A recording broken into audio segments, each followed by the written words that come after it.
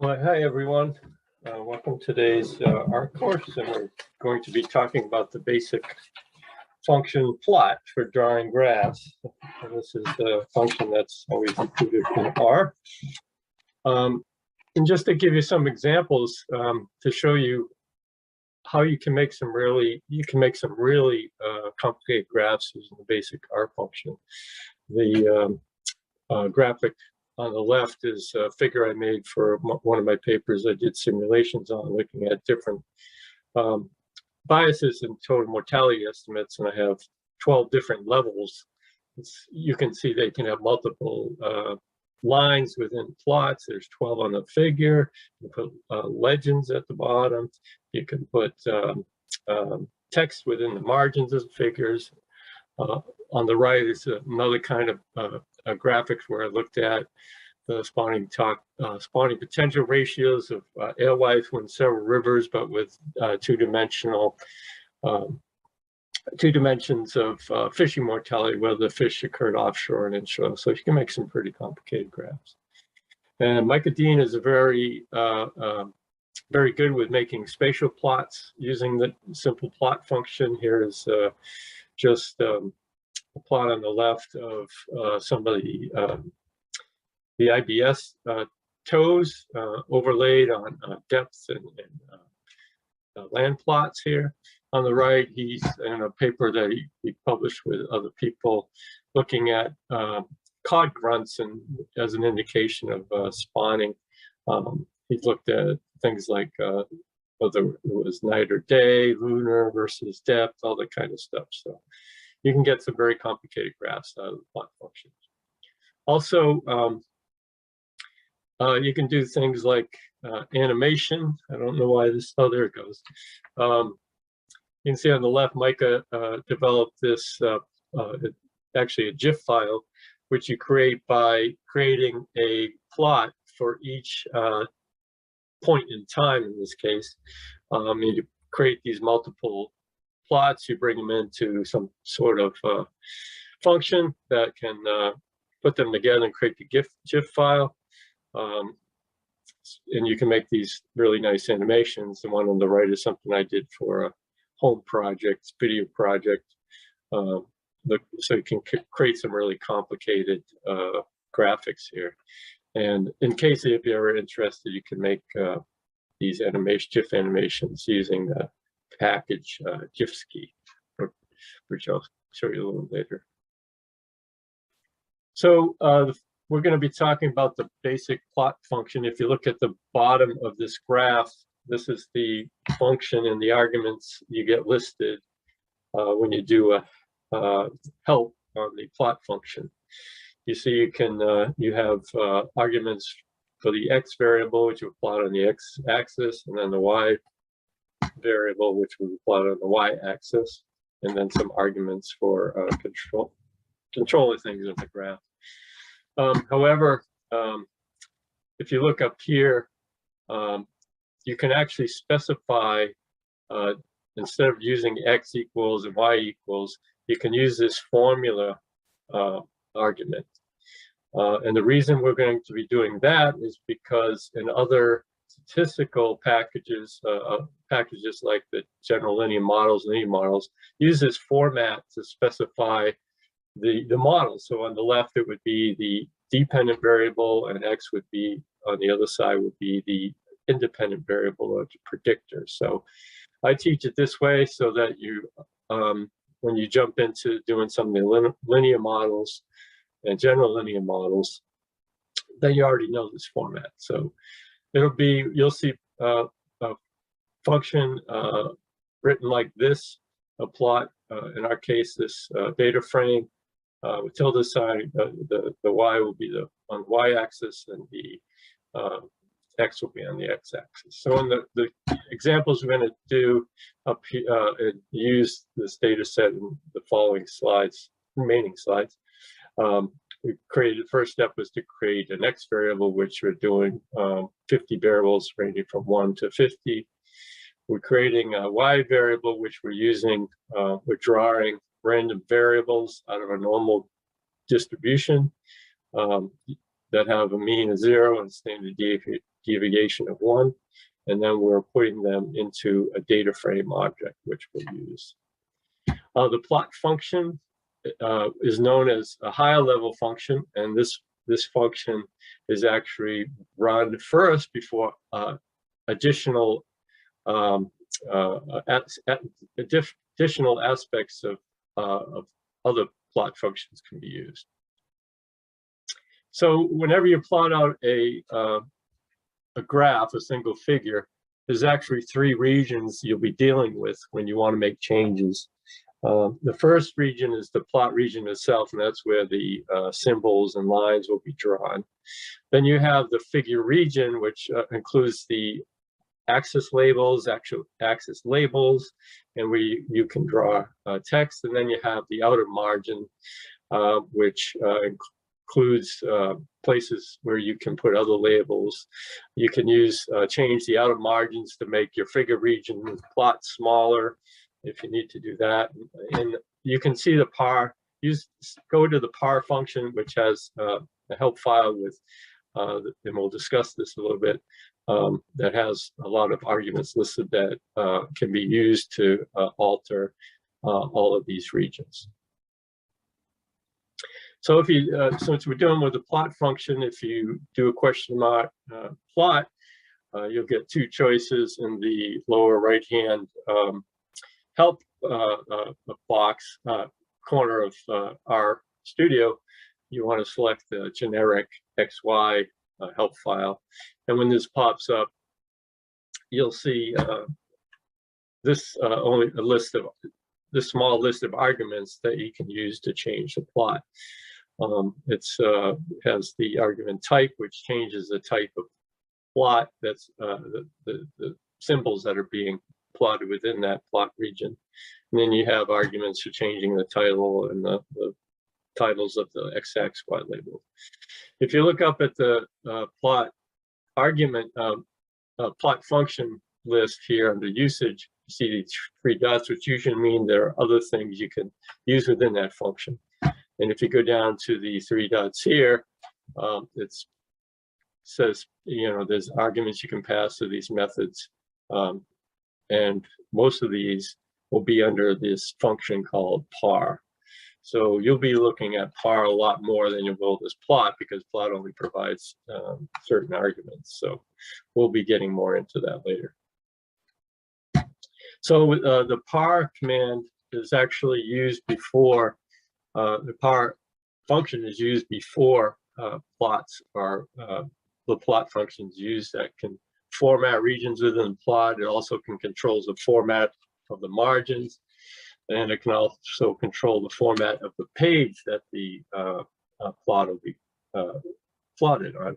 You can have multiple plots on the page. You can overlay plots. So this is par would be the function you would use to do that. And if you do the help, look at the help file for par, there's a mess of different parameters, some related to the plot region itself, the figure region, and also the margin region. So we'll be getting into a little of that.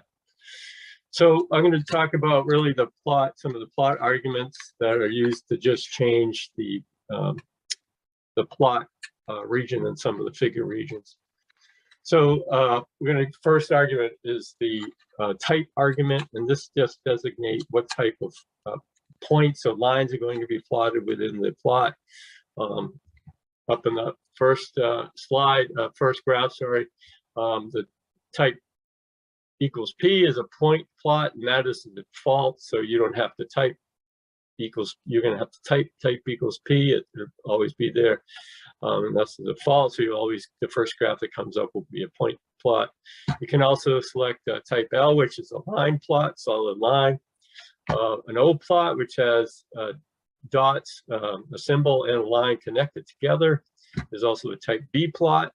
And the difference is the circles and the lines aren't quite connected.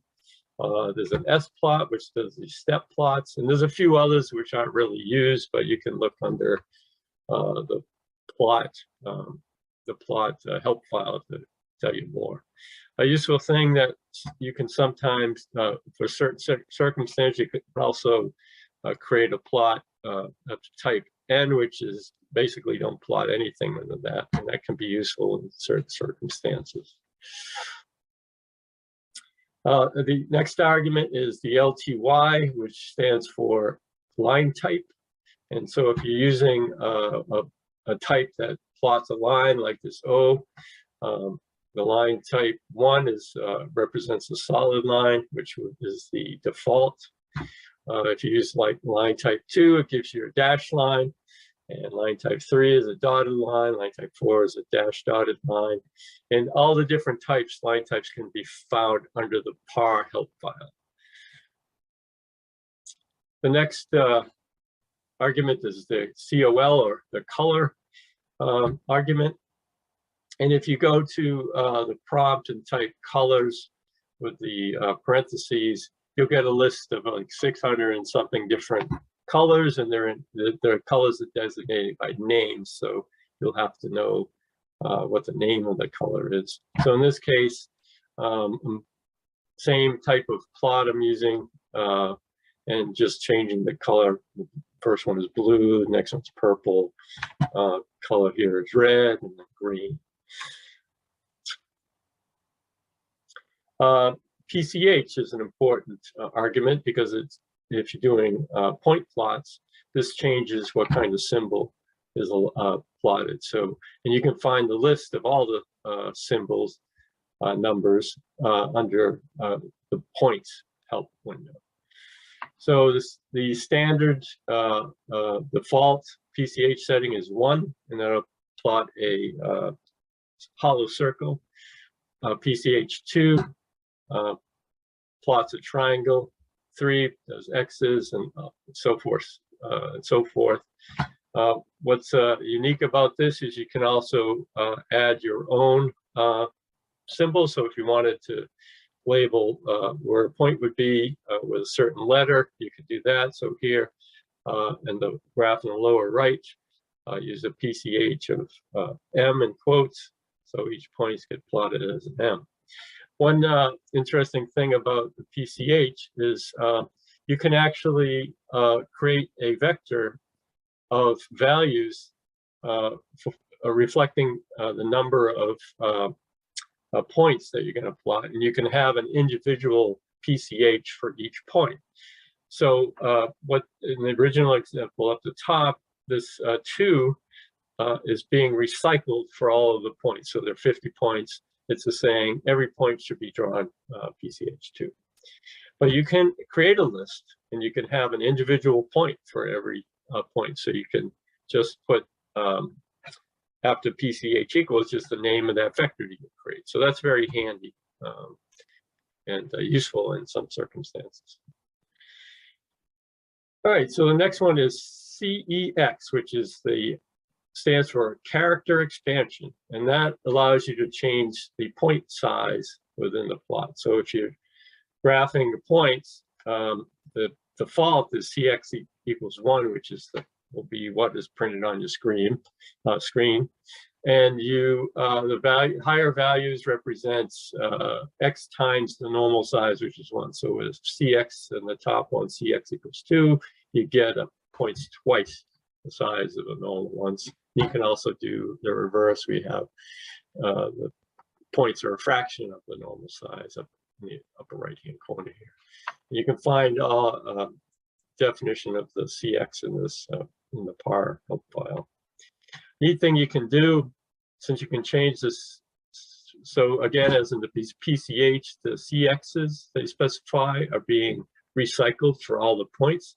So you can actually create a vector which points can vary depending on values you give in a vector. So in this case, what I did is essentially use the Y, junk Y value that we're plotting, and took the absolute value because there are negative, positive numbers, and used that in this. So there's 50 absolute value of points, and controlled the size of that based on the absolute value of each of those points. So you can see you can change the sizes. So this is handy because you can do like bubble plots where you change the scale of each circle based on a relationship. And there you can find how to do that online. There's different formulas you can change. I can't remember the exact one, but there's like use pi and the square root things to change the area, blah, blah, blah. So in the lower right-hand side, just to stress the point, so I have this, the CX is the absolute value, so that changes depending on the point, but you can also, as I said, put in individual values for each point, but if you don't want to do that, you can put, like in this example, I have 1, 2, and 3 PCH, and those will be recycled. So the first 3 will be 1, 2, 3, the next 3 will be 1, 2, 3, so you can do things like that. The next argument is LWD, which stands for line width. So this is the width of the line that will be drawn if you're using type L, or any of the other types that have a line within it, like the O or the B type. So just the default is 1. That's the normal thing that will just be drawn default, that will be drawn on the window.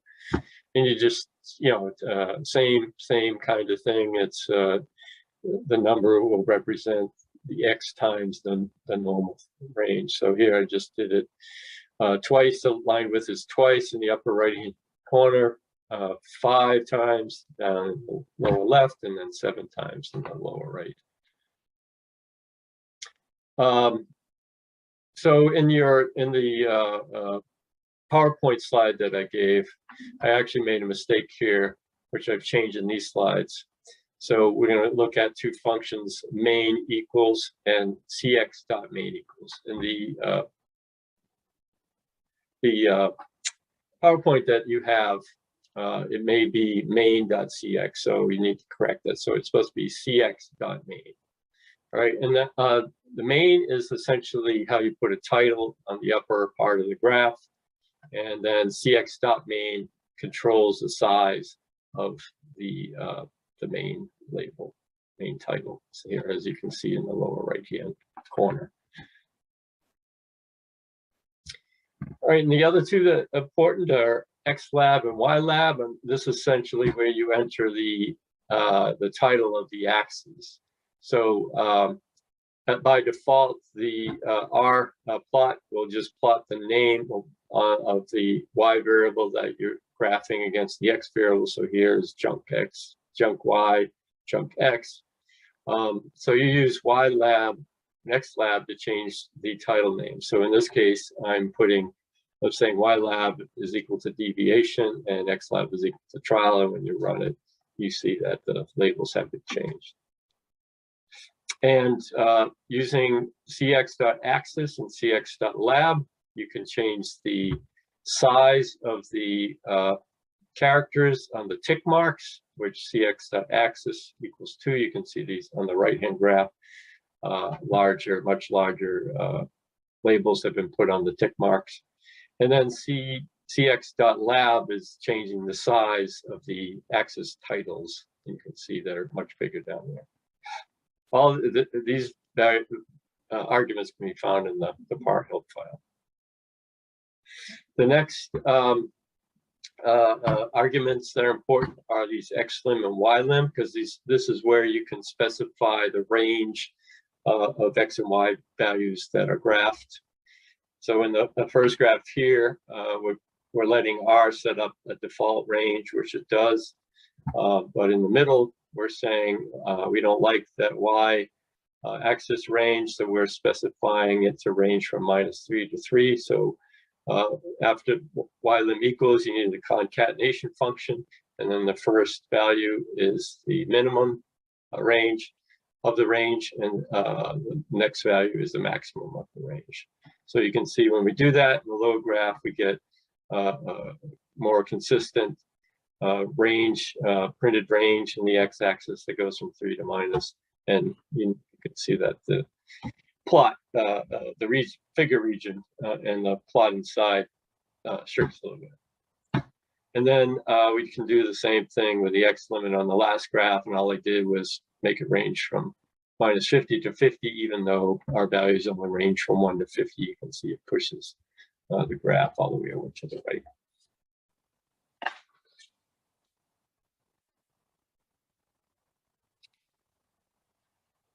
All right, let's see, we did that. So the next one is a simple function that can be used to remove the box that's plotted by default around the plot graphs.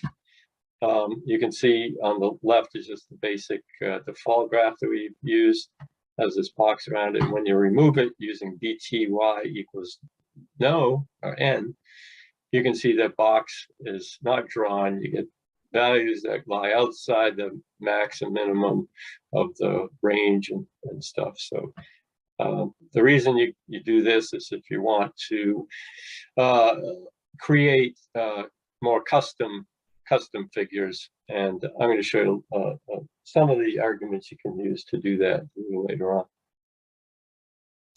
And some important arguments are the x-axed and y-axed, and essentially you use these arguments to to shut off the axes from being graphed. So again, we have the standard without the box here on the left, and if we say x-axed equals no, that means do not plot the x-axis, and you can see that when you use that and plot this function, no x-axis is drawn. And why that's helpful, and we'll see the function later, is because you need to shut off the graph before you create a custom axis. So plot is what's known as a higher level function. So that has to be used first before you can add anything else to that graph. And so we're going to be talking about just a few lower level functions to call. We're going to look at the axis function, which you use to create custom axes. The points functions, where you can add more variables with just points into the graph. Lines, which creates lines. Text, you can put text within the figure region. AB line creates straight lines. Legends creates legends. Mtext prints text in the margin regions. Then we're going to look at segments, but I'm not going to look at title because I forgot to create slides for that. So that just prints more titles on certain axes, so you can look that up yourself. So the axis function, this is used to create a custom axis, and as I said earlier, you need to first turn off the axis that you want to create. In this case, we're going to create a new x-axis, so we have x-axed set to no. And there are some, it's about 3 arguments that you need to know, but there's more arguments for the function. You can look at the help page for that. So the first argument is side, which means what side of the graph do you want to draw the new axis on? And the side 1 represents the bottom axis. Side 2 would be the left axis. Side 3 is the upper part. And side 4 is on the right. So we want to draw a new x-axis, which is the bottom axis. So we select 1. At is where you want to put tick marks. So we have a range here of that we're plotting data from in range 0 to 60. So I want axis tick mark placed at 0, 15, 30, 45, 60. And then labels is where you place the labels you want at these tick marks. And there has to be the same number of labels as the number of tick marks that are being drawn. So there's 5 tick marks, so we need 5 characters or words in here to be drawn. You can also just put in numbers here too. So in some cases, I may have axes, like in this case, 0, 15, 30, 45, and I just copy these numbers and stick them in the labels, so the same values are drawn at those tick marks. So again, the numbers of labels have to equal the number of tick marks. So when you do this, Ron, here's the graph below. I follow the yellow brick road here at excuse me, indices, axes, tick marks.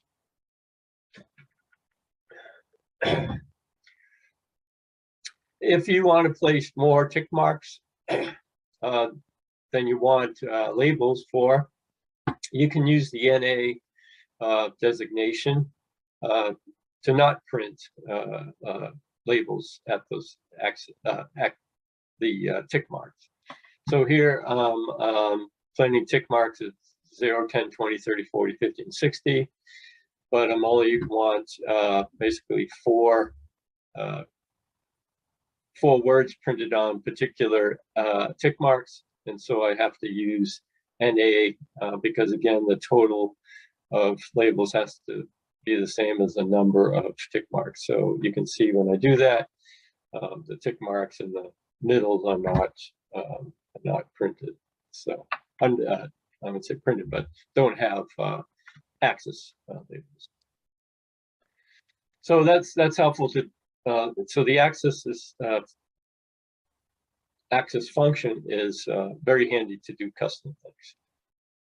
All right, the next lower level command is the points command, and this is where you can add a function where you can add more variables to plot, and they would be plotted as points.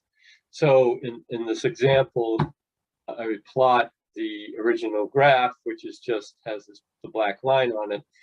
I added a new variable called y2 to the junk data frame, and it's just, again, 50 being sampled from a normal distribution randomly with a mean of 0 and standard deviation of 1.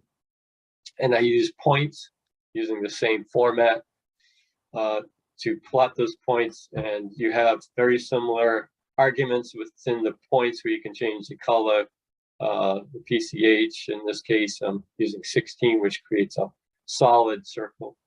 And again, see the points help page to get a whole list of the types of symbols you can plot. And this is the results at the bottom. Similarly, there's a lines function where you can print or plot additional data as lines. Again, it's just similar. There's lots of same arguments as the plot function. But again, just a reminder, you use these functions after you do the plot function. And there's labels. There's a way, a text function that you can use to put labels within the plot. So in the text function, you have to specify an X coordinate and a Y coordinate, and then what's called labels argument within that function, which gives the sentence or whatever you want to put on the graph. And when you do that, in the example below, you see that it is plotted, and the text function coordinates are applied to the middle of that sentence. And that sentence is, you can treat that as like a block. Just imagine there's a box drawn around here. So 10 and 3 are like right here. But there are arguments within text that you can change so that you can have the alignment coordinate at the corners. And so you can do it that way. The text function can also be used to plot math, and see the help function for the plot math. See the plot math function or description in the help files. And the way you would do this, you have coordinate points again, and you use this expression with some different terminology that you can get from that plot math help file. So in this case, we're doing a fraction which gives numerator and denominator. C is going to be on the numerator, and N with a bar on it is going to be in the denominator here. So that's pretty handy. You can do some really complex equations. Let's see, where did we end here? We did. It's working there. So we finished with text and the math. Okay, so the next function, which is handy, is called the AB line function. And this essentially draws straight lines. That you may go, well, straight lines, who cares? But it's very handy for doing different things. For instance, there's an argument within AB line where you can tell it to draw a horizontal line at some particular point. So here, from that original graph, I'm putting a line at 0. I color it red and I made it dotted. And this can be, I do things like this, for instance, to look at residuals that come out of models. If you have a good set of residuals, things should just be bouncing around 0. And if they're all under, you know that there's a problem. So that's one use. You can also put lines, vertical lines using the V argument. Same thing. And these are good, handy, because, you know, this, I like to plot these if for like fishing mortality plots where there have been changes in regulations. You can put the periods there on the graph designated by the vertical lines. And then you can also plot our regression line on the using the AB line, and you have the values A, which is the intercept, and B slope, and it's referring to the x-axis, of course. And you can draw lines like this. So those can be handy if you're, for instance, comparing the observed values to predicted values, and you want to see if they line up on this, you know, one-to-one line. You can put a one-to-one line here. So that's a handy function. All right, next one is legend. This is how you would draw a legend within a graph. Again, you're using the legend functions after you've drawn the graph. And there's several arguments within it. There's many arguments within legend. We're only going to look at 3 of them. There are tons of arguments in this function. The first thing you can do is specify where you want the legend. You have the X and Y coordinates again. There is, instead of labels like in the other function, you put the names you want to label the different lines, for instance, in this argument called legends, kind of redundant, legends and legend. So the way you would specify, if you had 2 lines in this plot, you wanted to add a legend, you just type the name of the first line you want for the first line. In this case, it's line 1 in quotes, separated by the comma. Again, it's in the concatenation function. And line 2. You then can add more arguments like the line type here. And since we put in this plot, one line is a dotted one, the second one's dotted, and the first one is solid. The line type 1 is a solid, and comma 3 is the dotted line. So it refers back to the order of the legend you put in. And then the color. So we have 2 entries, the black, which would be the first solid line, black line that you plotted, and red would be referring to the second line. And when you run that, in this case, it puts a box up in the right-hand corner because you have the coordinates of 37. And I believe this, in the legend, the actual coordinate is set by the upper left-hand corner here, and you can change that too. So if you look at the left-hand corner, you go down, it's about 37 here, and here it's about 3.3. So it's focusing on that left-hand corner. Just as in you can remove the boxes from around a graph, you can also do that in the legend using the same BTY argument. And I do that because I don't like boxes around legends. So there's a lot of things you can do. You can change how the legends lines, the how they plotted. For instance, you can have line 1 followed by line 2 in a single row. So you can change all that formatting, and so all that information will be found in the legend help file. A shortcut, instead of specifying X and Y values, this legend function has some shortcuts that you can just type in, and it'll place that legend automatically in these positions.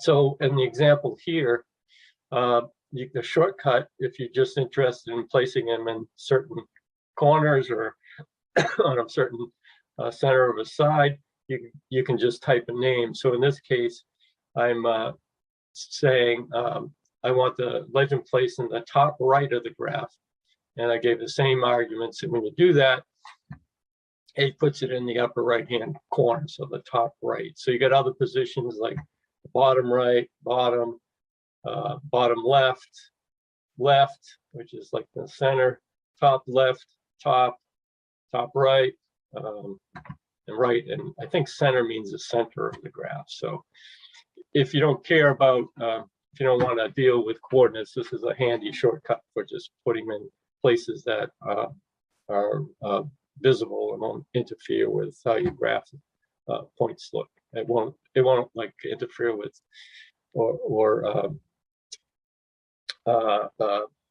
won't hide any points that may be in that area. So it's very handy.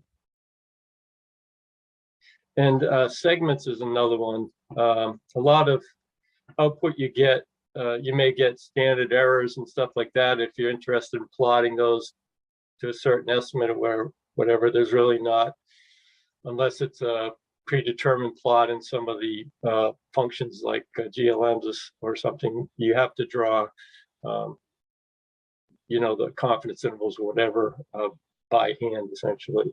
And segments is a good function for doing that.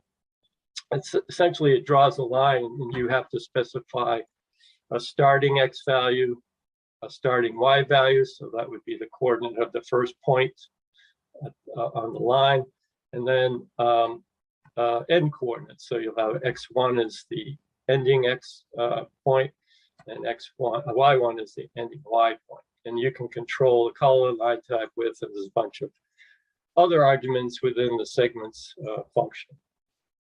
So in this example below, I wanted to just create standard error bars, which is, these aren't real standard, I'm just faking it. So I plotted the junk Y and junk X as points, and I changed the point symbol to 16, which is a solid circle, and I changed the Y limits from -4 to 4. The next two lines, I'm basically creating fake Y0, the starting Y, by taking junk Y, multiplying it by 1.25, that would create an upper value. And then junk Y1 is just junk Y times 0.75 to get the lower value. And in my case, I'm drawing the line, if you look at the bottom here, from the top to the bottom, but you can always go the bottom to the top, it doesn't matter. So in the segments, since we're drawing lines at a point, the X's will not vary. So the X0 will be junk X, and the X1, which is the ending X coordinate, will also be junk X, because you want to draw it at the same point as same position as the point. And then you just using Y0, which you generated here, and Y1, which you generated here. And when you do that, you get this graph on the right, and you can see you plotted these vertical lines to the points with a somewhat symmetrical through the points. So that's a handy dandy way of drawing anything you want, like a confidence interval or just standard errors, if you wanted that type of graph. And okay, so a lot of these, so we talked about some of the arguments you use to set the figure region, the Y limb, X limb, all that stuff. And now we'll get into some of the region, the margin regions eventually. So get a little bit more detailed into the par command. So whenever you're drawing plots and you want something within that plot region, the whole plot region to change, you use the par function before you draw any plots. You can use the par function to change the plot sizes, margins. You can change the background of the plots. You can use the par function to set up multiple plots on a page, and you can actually use the par function to overlay graphs. And these all have default settings. When you first turn on R, it'll have its default setting associated with par. And although I don't really do it because you don't have to do it within RStudio, you can actually store what those defaults are and then reset them after you're done with all your drawing. And this is a function to do that here. But in RStudio, whenever you draw graphs with a par function, that setup will always be used until you reset the window panel. And in RStudio, the way the window panel is set, if you look down in the lower right-hand corner of the plot window, you have this little brush symbol. And if you click that, and something comes up where you say cleared or whatever, it'll reset everything in there so it goes back to the originals. If you didn't reset it, then all the graphs after that, the plot will be influenced by that par command that you set up originally. Otherwise, once you log out of R, everything goes back to the defaults. So just be aware of that. You may be plotting, sometimes I plot and go, why the hell is it doing this? And oh yeah, like another graph up above, I use the par command with a certain, to set up certain format, and it just carried it through. So just be aware of that. Let's see, on the right here. Yeah. Quick question though. But yeah. in your script, right, you could have like different graphics pumping out based on what you've written for script, and then I'm kind of confused. Why would you need to like reset? And then I guess you could have like a reset at some point, and then at another point in your script, you could have the graphics doing the way you want it to do it, right? Is that? Yeah, you could do it that way. Yeah. Okay. You would have to reset par though in order to, or you can just change the values back to the originals. Okay. By hand. Okay. Yeah. All right. This also, which we'll get into it when we talk about saving plots. If you're using some functions to save the plot in a particular format, once that function is over, then the par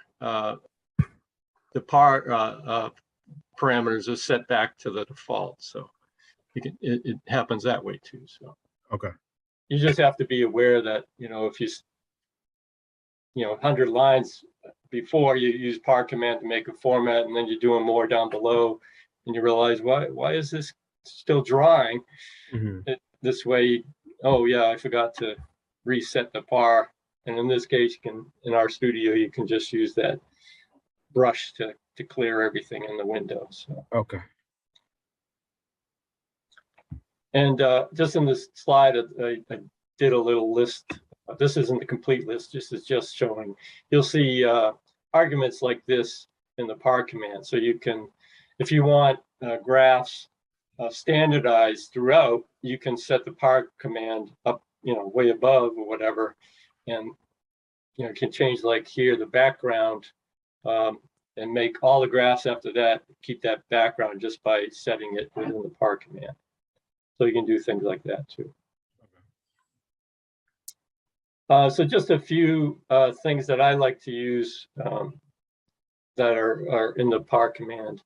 The first argument I like to use is this MIA, which is just margin in inches. There's actually margin and MAR, which is relative things, but I always think in inches, but it's not really inches on the screen.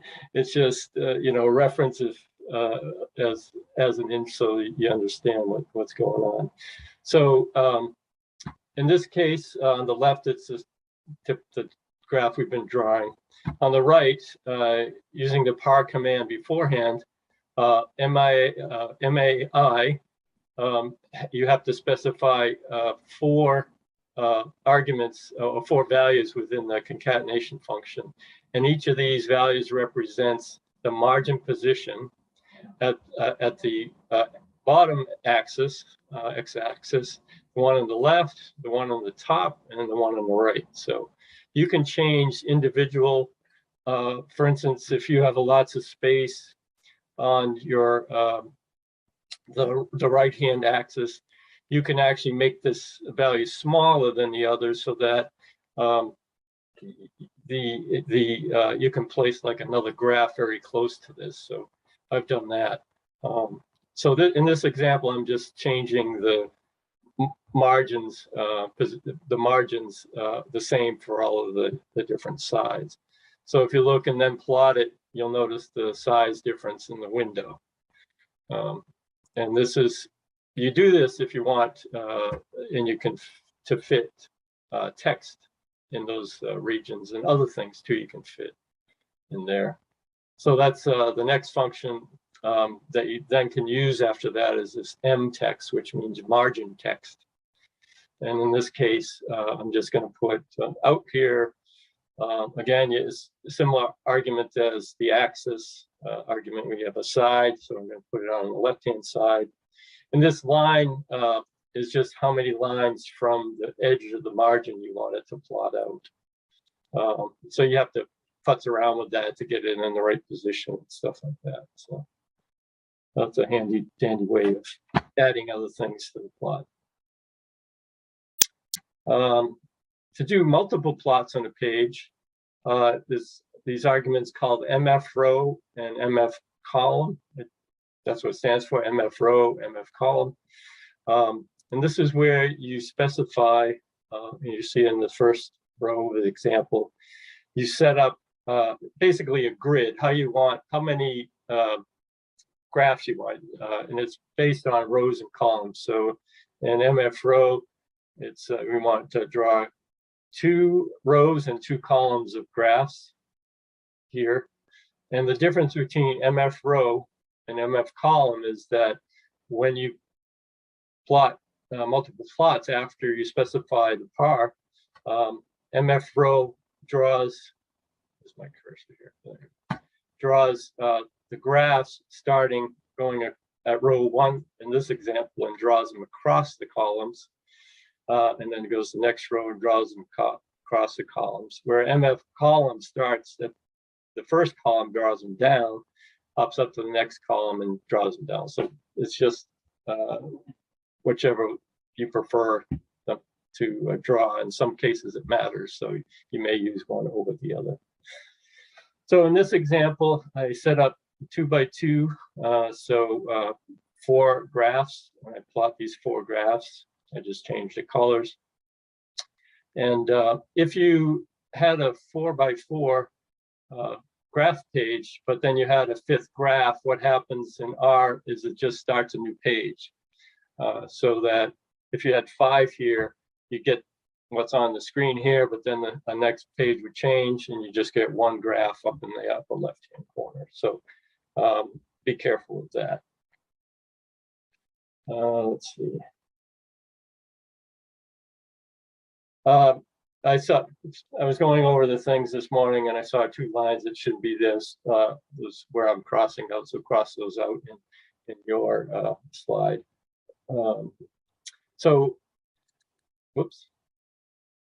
So if you have 2 variables that are vastly different scales, and you wanted to plot them on the same plot, you could use the lines function, but the scales would be off. So if you plotted the large value time series first, and then plotted the lower value time series second, you would probably not see that on the same plot. So what you have to do is, in that situation, is you have to create two plots and you overlay them together. And the way to do that in this example, I'm setting up the junk y2 again, another variable. You have to use this argument called new, and what the new stands for is, if it's true anyway, what that means is to R is when it goes to draw the next plot, do not clean out what's already in the plot region. So essentially, it's going to, when you plot, it's going to put that other graph right over that one that's there. So you start with new equals false. So that means, if there's anything in the graph window now and you go plot this, just overwrite it, draw it. But then you need to specify for the next graph par equals new. So in this case, a couple of things. If it's the same, the plot is the same type and has the same like x-axis and stuff, you can actually shut off the axis for this second plot because the axis from the first one will remain there. So you'll be just overlaying the same names, and you can actually then see it becomes thicker down there. So I shut off the x-axis and the y-axis because it's the same thing. But in this case, we're going to have a y limb that goes from 0 to 16 because our junk y had a mean of 10 instead of 0, and SD of 2. So it's going to be a large variation. I shut off the y limits, the y labs, because those are already been drawn. And then I use the axis function to put a new axis on the right-hand side, and with tick marks at 0, 4, 8, 12, and 16. And then I'm using the same as labels. And when you do that, you get the graph. You see it's fitted within that window, and you get a different range on the right-hand side. I then use the mtext to put a new variable name, which I'm calling the label for that axis is junk y2. And then I'm putting a legend. And I made an error there too, in the colors in the legend, the second one should be blue, not black. So you can see that I put a legend in the lower left-hand corner. And so this is a way of putting variables in the same plot that have major different scales. So I hope that makes sense. There's a lot going on here. But this, if you're, this is a good starting point with this code, so you can play around with what I'm doing here. So you're going to use the new equals true to keep overlaying plots. Just a little more on the plot function. The title of the help file for this is generic XY plot, and it's generic because you can create all these different graphs, but it's also a function that is plots certain graphs depending on the analytical function that you may have used that has a specific class. What I mean by that, here's just an example where I did a simple linear regression. The LM function is just a linear model. I'm doing a simple linear regression on the Y and the X. And if you look at the class of that object that's created, it's called an LM class. So you can take the output object from that LM function, put it in the plot function, and when you hit return or you run that, these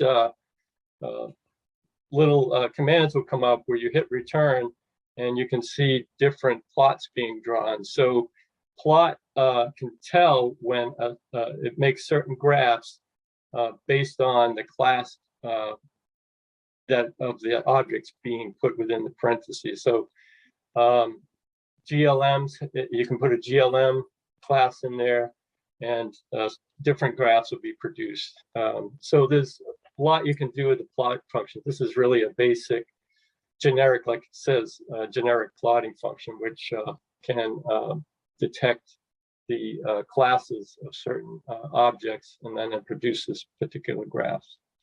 So just be aware of that. So when you do like GLM analysis, it has a different set of output graphs that you can look at. The GAMS has the same thing. So, so it's just not used always for just drawing simple graphs like we're doing. All right, some of the other higher level plotting functions. So we just went over a generic, the generic XY plots. So there's lots of other plots within the base R that you can use, like the his function is for histograms. Bar plot is producing vertical and horizontal plots. There's a coplot, which is kind of like a conditional plot. Pairs for plot, if you have lots of variables and you wanted to look at the relationship between them all at the same time, you can use pairs. And then you can use image for drawing grids and creating heat maps, like a spatial map, let's say, contour plots. And then there's also function, the PERSP, for developing 3D surface plots. So just give you a little example of the hist function. The hist just uses the y variable, so our chunk y, and there's a nice argument called n class that you specify to tells the function how many bars to essentially draw. And in the hist function, it then in the background, it calculates how many breaks within the data it should have and what the midpoint of each of the bars should be. And this just shows going from 10 bars to 20 bars. But notice it gets funky sometimes with the graph here. It doesn't always extend to the whole, the original extent here. So you can actually use the axis function after you draw it to set up your own, again, replace your own axis, make it prettier. And in with it, like I said, within hist, it's kept doing some background calculations to get the breaks in the graphs and where the bars should be drawn. And you can actually save a plot function if within an object. So you could type or print out here, and you will still get the plot. You can also, when you save it, also still plots, but you can get the information associated with that plot. So here for a histogram, it gives you the list of the breaks for each of the bars, the counts for each of the bars, the density, the midpoints where those bars. So you can actually use that information in other ways. I've done that for trying to figure out, actually, I can't remember now. I know I've used it, but I can't remember the situation at this point. So there's information embedded, so you just have to save the plot to actually an object. So can be a handy tool. So other plots, like the bar plot, that's what it would look like across an axis. The pairs, it has a certain formula here where you have the tilde followed by the values, the variables you want plotted, and then you have to specify the data frame. And it looks like this, you get all the different combinations. So the upper matrix and the lower matrix are all the same. So this would be a plot of X and Y together. This would be Y and Y2. This is X and Y2, and then just repeats it over here. It's a matrix essentially. And then in the lower left-hand corner is a coplot. And so in this example, all I did was use the y variable. I used that, remember that if else statement here. I set up a categorical variable, which I just said if the y is less than or equal to 0, label it in this group, create this new variable called group. If it's below 0, it's a lower, and if it's above 0, upper. And you can use this coplot function, same formula, except there is a you use this vertical bar, which specifies a grouping variable after that. So in this case, you can see the lower plots here, the lower group printed on the first graph, and the uppers are on the second. So that's a way of looking at kind of a conditional plot too. And then some more plots. And this was the, if you follow the code, you're reading, these are a DMF trawl numbers per tow for winter flounder, and I can't remember what years, just an example. And I fitted, I was interested in creating a two-dimensional plot of the latitude, based on latitude and longitude. I'm wondering if I could predict that distribution based on factors associated with the trawl data. So I had year, depth, and latitude and longitude, and I fit a GAM model to it.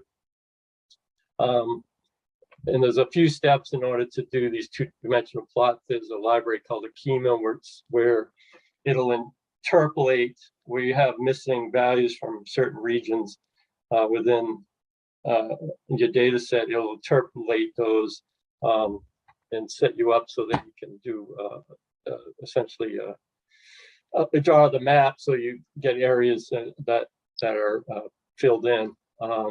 So in this case, I've used the interp function with the lat and longs from the data. And from the GAM, I use the model fits. And this is just duplicates equals mean. It's just if you have duplicates in the same spot, it takes the mean. And this creates a grid of data. So in below in the image function, you can create essentially a heat map. I has all the information in it. It has the X, Y, and the Z, basically the Z, which is the predictions from the GAM.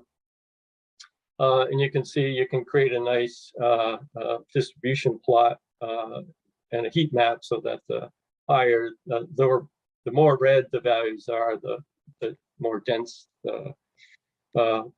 predictions of winter flounder distribution are, numbers per tow. You can also use the same thing in this contour plot. And you specify how many, the levels you want to break it down into contours, and you can get similar things here. Not as pretty as the heat map. And then the perspective plot does a 3D plot. And this is the way you would set it up. There's values for changing how the plot is rotated and things like that. And this is what it would look like in the perspective where you have these higher numbers per tow being predicted at higher latitudes and yeah, basically at higher latitudes. I think this was from southern New England, so it's probably Nantucket and Vineyard Sounds here. So those are handy dandy. Those are some other things you can use. And then I think this is, we're getting to the end here. So I just want to mention these, the library, the package lattice, the library lattice, which you can do all these neat conditional plotting. And these are for data comparing length, weight versus fork length from alewives in 6 different rivers by sex. So you can really do some neat conditioning and break things up into levels so you can compare everything by eye. And you can see in most of the cases, the males were a lot less heavier at the same length than females. And we kept catching larger, definitely larger females most of the time. Those are the largest individuals. So take a look at that package. There's actually whole book on the lattice package. It does some really neat stuff. You can put 3D plots in each of the boxes if you wanted to. So just takes some work sometimes to get the graphs the way you want them. And as I mentioned earlier, you saw that graphic, the animation plots. There's this library called Fishery, and essentially you create individual graphs within a loop, and it saves the graphs, and then Fishery puts them all together and creates this GIF animation.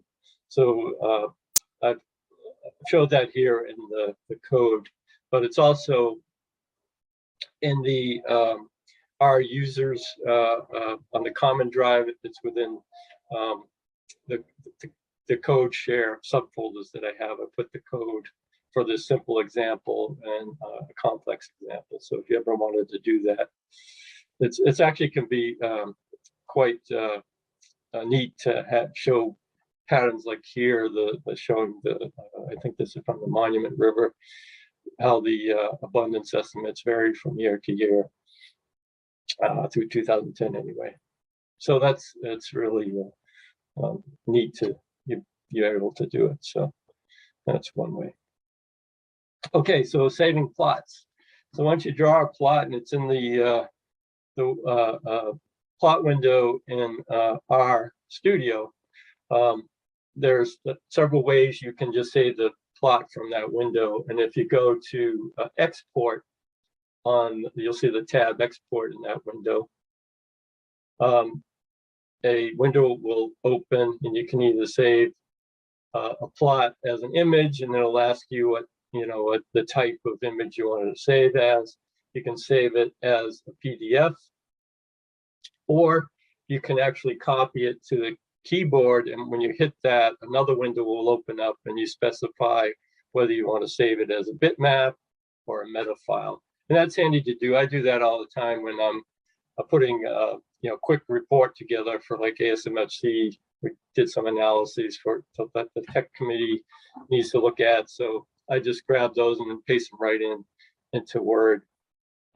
If you really want to make some high resolution graphs, R has all of these functions available to print out specific formats. So you pick the one you want, and the way that's done is this example. Up the top line, there's I want to print out this plot as a .png file. So I use the PNG function, and within these functions, a bunch of arguments to change the height, the width, the resolution, all this other stuff. So you can look that up. And the way this works is you specify that function for the plot type you want. You run the code for the plot after that, and then you close out that plot using this statement called device.off. And so you would highlight this whole block, including the div.off, and run it. And so what this is doing internally is it's setting up the par command, so it produces, in this case, 4 graphs, plots them, and then when a device goes off, those par arguments are basically set back to default. And you'll get, after you run that, you'll get a statement like RStudio GD2. That means the graph was successfully plotted. And in this example, I just did this, extracted, opened up the plot here, and just pasted it, imported it into PowerPoint using the pictures function, and it looks exactly like the RStudio plot. Just be careful. Whoops. Just be careful. Sometimes you'll send a plot out and it won't always look like you want it to, and that's because you need to play around with sometimes the label sizes on the X and Y axes, and that's what I'm calling. It's not always WYSIWYG. What you see is what you get. So you'll have to play around with the resolution, the size of characters, particularly if you want it to be a nice publishable figure. So be aware of that. So those are the main ways of saving plots. And let's see, I think that's pretty much it. Just a reminder, you know, if you have issues, Google's your friend. You know, you can find pretty much anything if you're having trouble.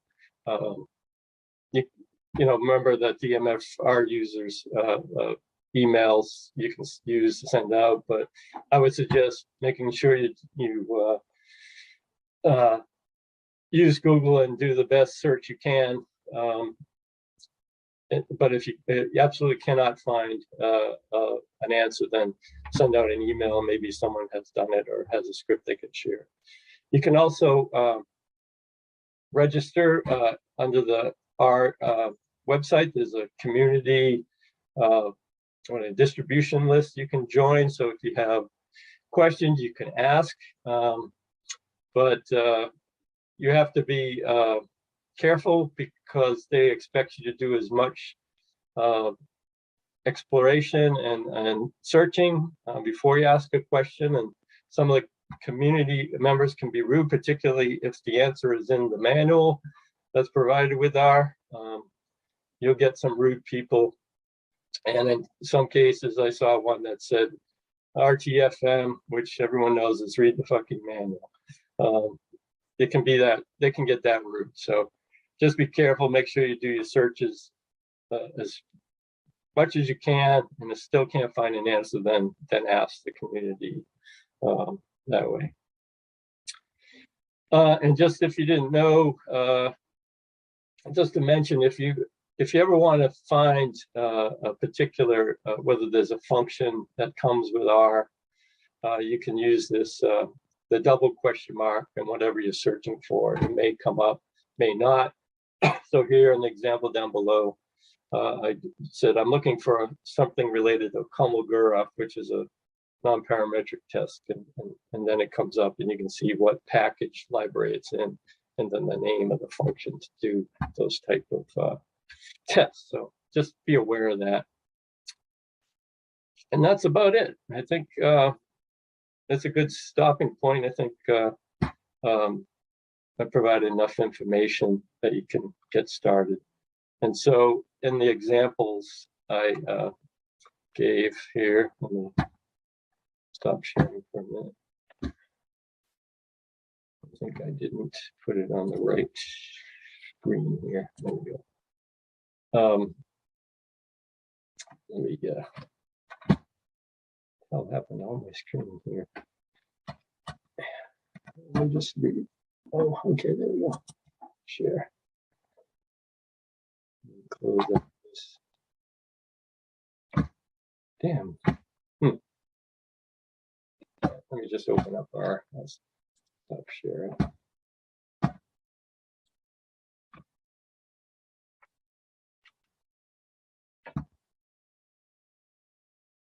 Where is it? All right. Oh, this popped up. Here we go. Okay, so in the examples, I just, oops, that's not it. Exercise. So just ask you to do 4 things. First is just to make a simple line plot from using that Alewife data that was loaded in up top. Change the line color and the line to a dotted, so you would use color COL, and then the LTY arguments in the plot. Use the AB line function to put a vertical red line at about year 2001, and then add a text that says steep decline year 2002. So just a little exercises for you to try and learn. I think that's it.